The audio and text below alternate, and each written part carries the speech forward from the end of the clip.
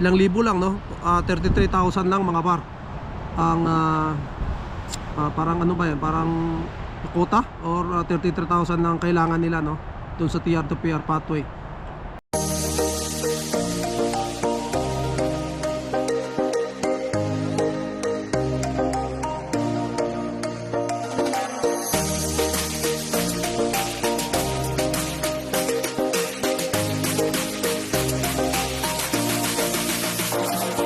Ito, Davao del Sur nandito.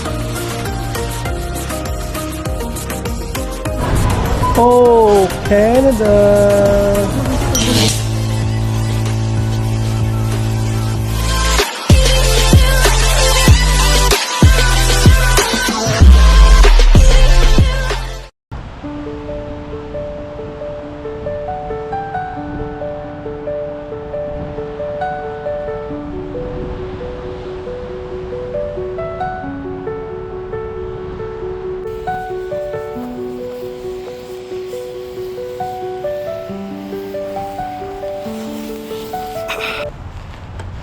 Yo mga par, good morning. Welcome back to my channel again. So nandito tayo sa labas mga par, no.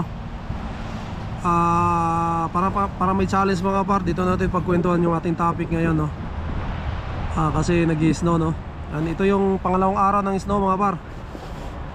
Dito sa Toronto, sa Scarborough, no. Yan, naglalakad-lakad tayo. Dito ko sa park mga par, no. Lagi kong tinatambayan, no. Pinaglalaroan namin, lagi namin ni Inday, no. Medyo naglalakdo na tayo. So yan, dito natin pagkwentuhan mga par, para yan makita rin yung view natin, yung snow, no. Kasi ini-enjoy pa natin kasi pangalawang araw pa nga, no.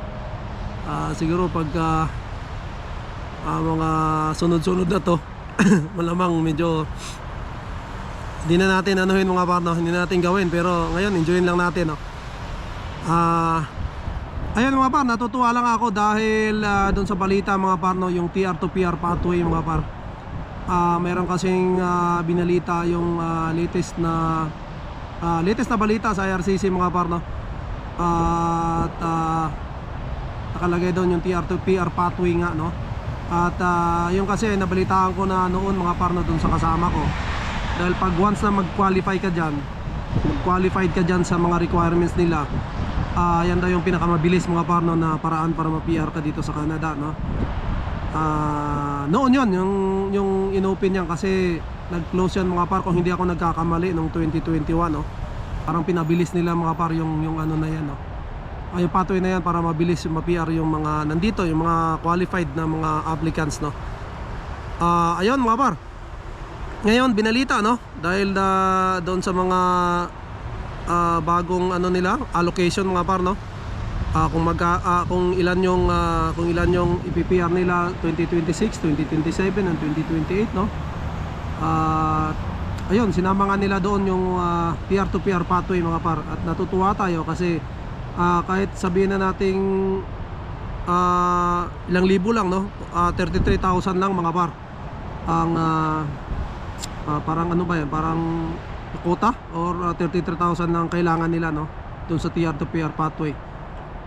At least mga par, mayroon tayong pag-asa, no, dahil yung TR to PR pathway mga par, hindi pa nila ina-announce, no, kung ano ba yung mga requirements, kung ano ba yung mga kailangan na, syempre yung trabaho, no, mayroon yan silang ipa-priority na trabaho, kung ano yung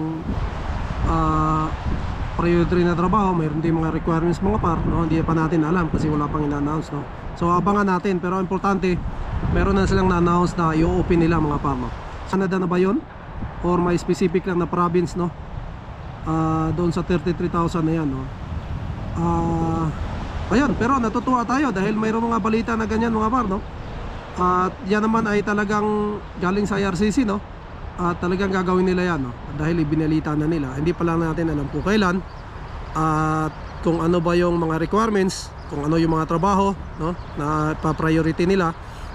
Kasi dito sa Ontario, napakaraming tao nga dito. Alam naman natin mga par na yung competition dito sa para ma-PR ka is napaka-tight na, no. And napakahirap na talaga, no.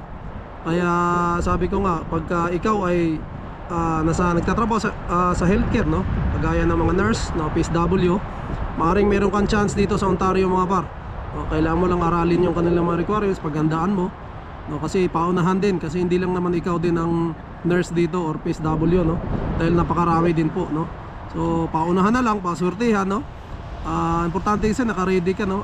Alam mo kung anong gagawin mo, kung ano yung mga requirements na kailangan nila, dapat nakahanda ka. Kasi may mga requirements na matagal kunin, no?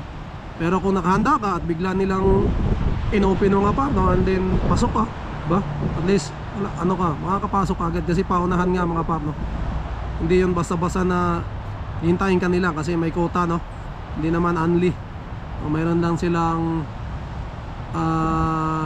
mga ilang libo na tao na kailangan, no? At pag napuno na yon, so malamang hindi ka na makakapasok. So kailangan ma-ready mo yung mga requirements, no? Mapag-aralan mo talaga.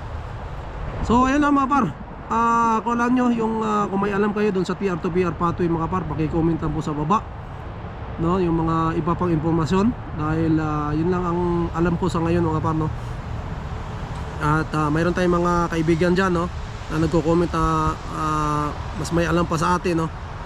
Paki-comment lang po para malaman ko at mabasa rin natin mga ibang kababayan at nanonood sa atin, no? So ayun, maraming salamat mga par. At syempre nagkaroon tayo ng pag-asa, no? Kahit papaano, no? Malay mo pasok tayo dyan sa pathway na yan, sa bagong pathway na yan, no? At least mayroon nag-open na bago mga par. So dagdag yan sa ating titingnan. So ayun lang mga par, maraming salamat sa lahat, no? Shoutout sa lahat, Kabayan Pedro Roque, shoutout. Mikey Lee, shoutout, no? John Sibog, shoutout. Si Parenier, no? Elmer Ramos, shoutout. Si Boss Elmer, no? Ang boss ni Kabayan Pedro Roque, shoutout din. Syempre Elmer Ramos, no? Ng Minnesota, USA, no? Shoutout, no? At maraming salamat sa inyo. Andrea Jets TV, shoutout, no? Mag-enjoy tayong panoorin yung mga vlogs niya mga par, no? Travel vlogs na napakaganda, no? Panoorin nyo, no? And syempre ang aking Team Mafia sa Toronto, shoutout sa inyo, no? Meron kaming pinaplano mga par, no? Ngayong buwan, no? Abangan nyo dahil ano yun, no? Pagsasama-sama ng Team Mafia ng Toronto, no? Makukumpleto kami mga par, no? Yan yung aming binabalak. So maraming salamat sa lahat mga par ng aking taga-suporta at mga bagong subscriber, no? Maraming salamat sa inyo, no? And siguro mga par, dito ko muna tatapusin na tayong vlog. To God be all the glory, and we'll see you on the next one. Bye!